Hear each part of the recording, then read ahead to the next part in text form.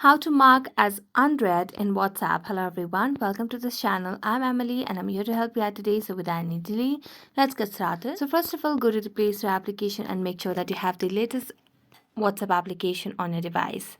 So as you can see, there is no option of update, which means we have the latest version of the WhatsApp application.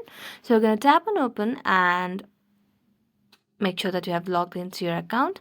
Now, in order to mark as unread in WhatsApp, what you can simply do is just tap on any of the messages that you want. So make a long press on the message, and here on the top of the screen you can see three dotted lines. Tap on it and here you can see the option of mark as unread. So tap on mark as unread and here you'll be able to see the green dot beside the group or beside the profile of the person.